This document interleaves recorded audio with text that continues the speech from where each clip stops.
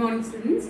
Today we'll move on to the lesson Madam Rides a Bus by Wali Kannan. So the author is Wali Kannan. In this, it is a sensitive story. It's a very good story of an 8-year-old girl who's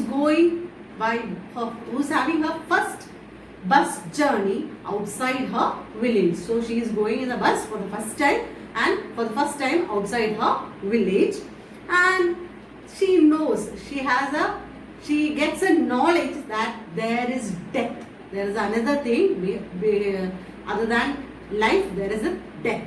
So she is the gap between our knowing that there is death and the surrounding of it. So here we'll start the story. There was a girl named Wali Ammi, A-M-M-I, who was called Wali for short. So this girl's name was called as Wali. She was 8-year-old and very curious about knowing things. So she was very curious to know about things. Her favorite pastime was standing in front of the doorway of her house. So she spends her time by standing at the doorway, at the gate, and looking after the people passing there, watching what was happening in the street outside. There was no playmates of her own age on her street. So the main thing was there was no other child of 8-year-old or any children in that street. She was the only child, and this was about all she had to do. So she didn't have any playmate to play. So she passed her time by watching the people around the street.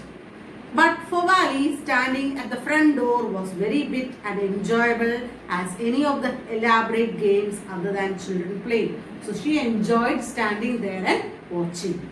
Watching the streets gave her many new unusual experiences. So watching each and every person in the street gave her many experiences. The most fantastic thing of all was a bus that travelled between her village and the nearest town. So a bus passed by from her village to a nearby town. That was the most fantastic scene for her. It passed through her street each hour, once going the town and once coming back. The sight of the bus filled each time with a new set of passengers and was a source of unending joy for Wali. So each time there were new passengers inside the bus, which gave her more enjoying. She was enjoying the scene, watching the bus. Day after day, she watched the bus, and gradually a tiny wish crept into her head and grew there. So every day she used to watch this bus, and gradually a tiny wish started to grow inside her. She wanted to get inside the bus and travel in that bus. That was her wish. She wanted to ride on the bus, even it was just once. So at least once she wanted to ride that bus. This wish became stronger and stronger until it was overwhelming desire. So this wish started to grow inside and became a desire. She wanted to travel in that bus. Wali would stare wistfully at the people who got off or on the bus when it stopped at the street corner. Their faces would kindle in their longing dreams and hopes.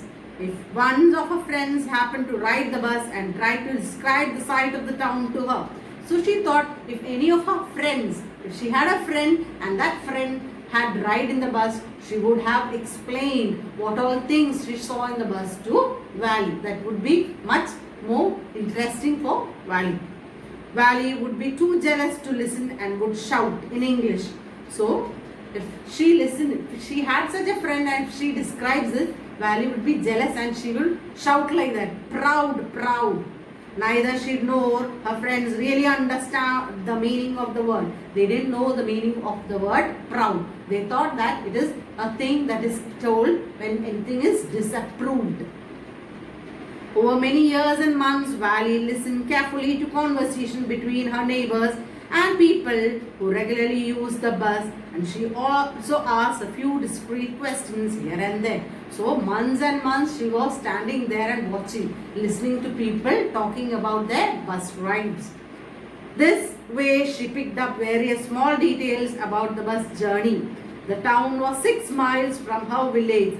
The fare was 30 paise one way.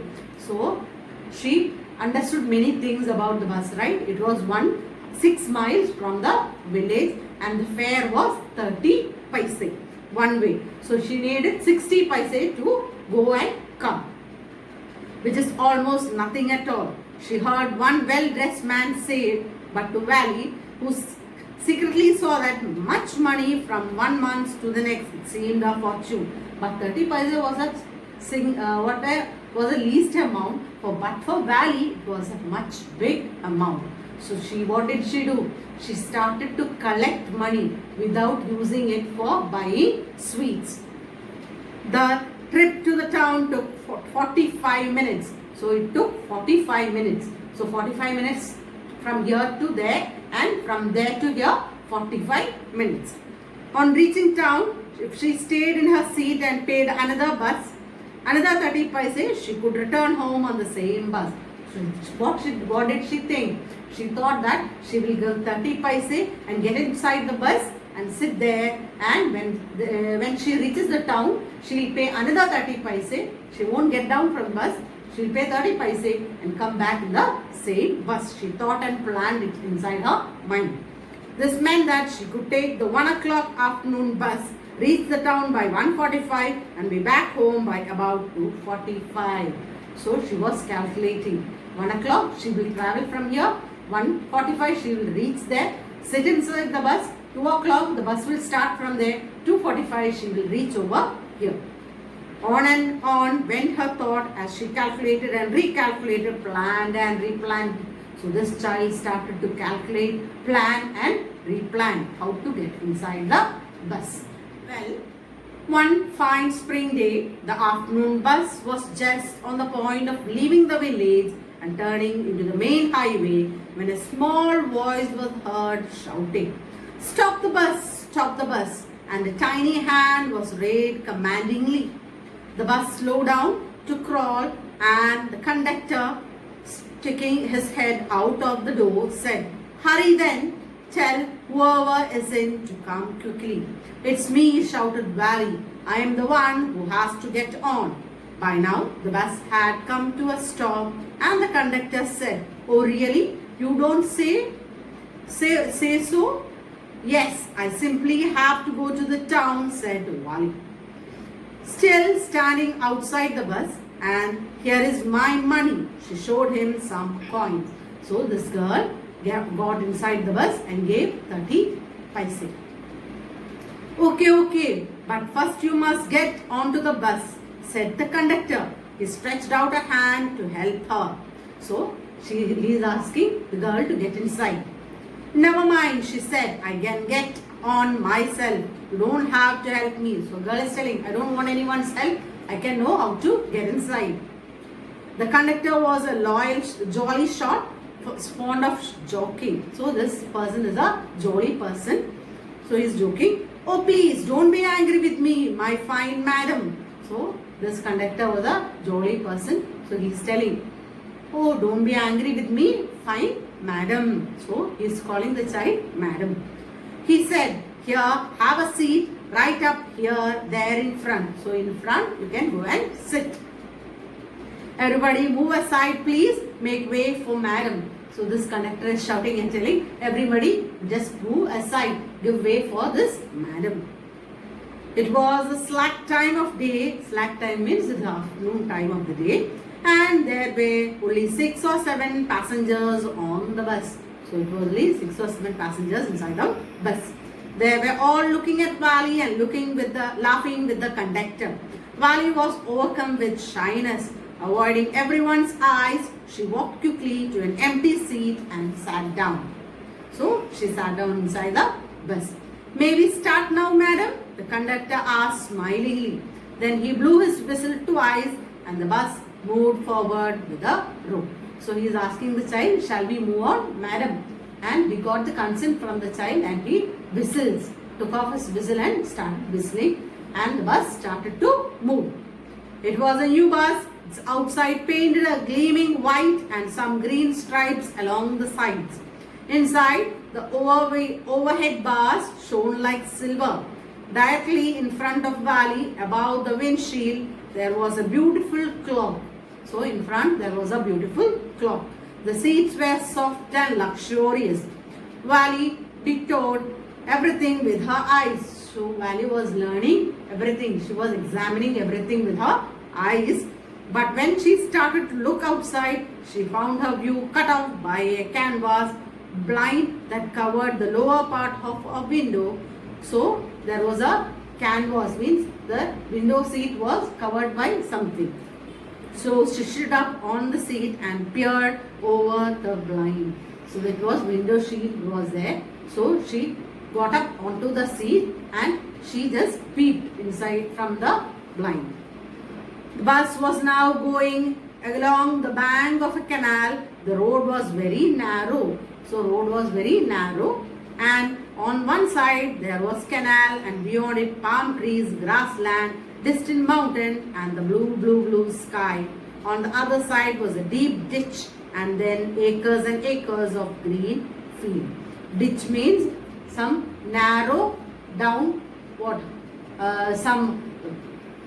ditch. A ditch is a place where there is narrow downwards. It goes downwards. Green as far as the eye could see.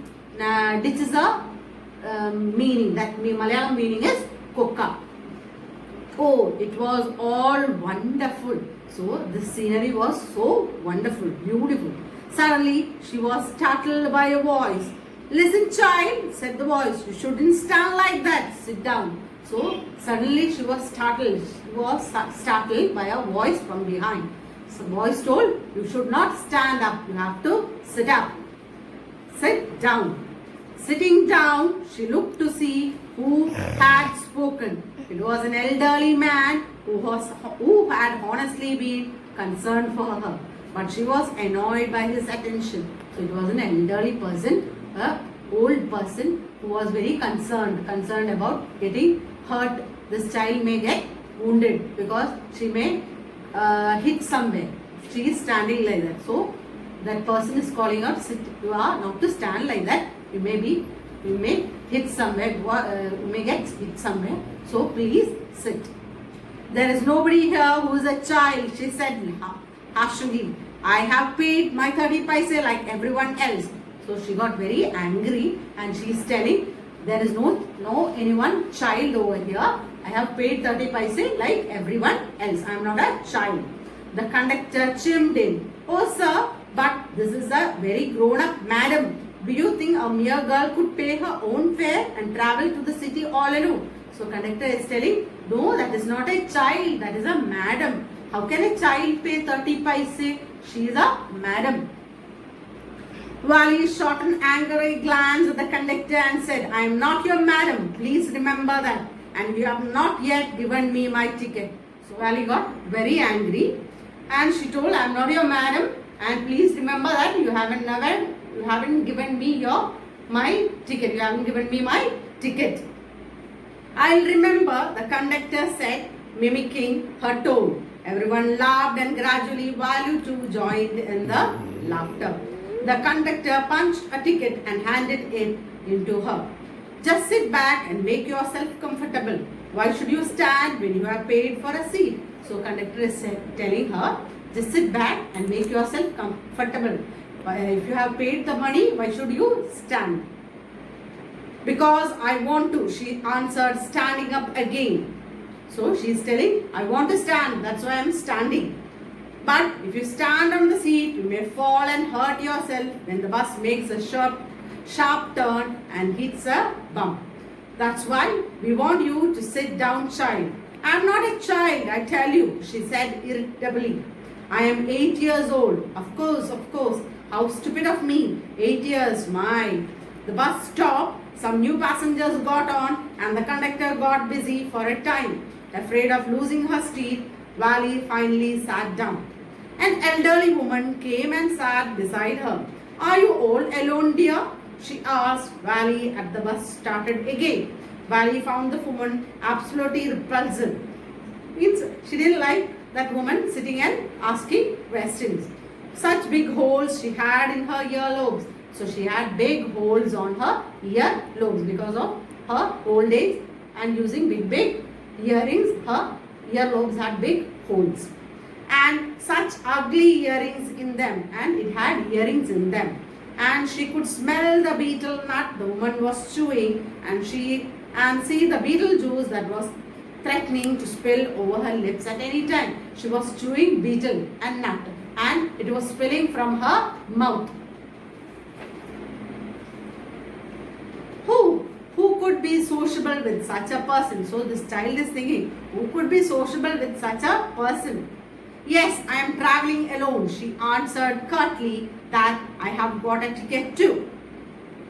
Yes, she is on her way to town, said the conductor with a 30 paise ticket. Oh, why don't you mind your own business, said Vali.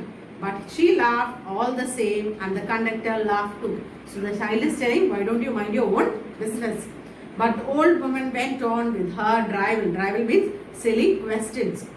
Is it proper for such a young person to travel alone? Do you know exactly where you are going in town?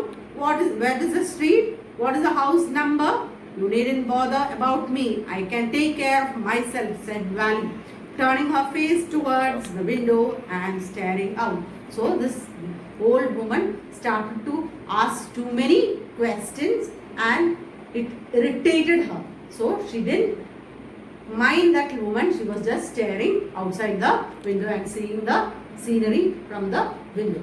With this, our portion has come to an end. See you with the next portion, next part, in the next class. Till then, take care. Goodbye.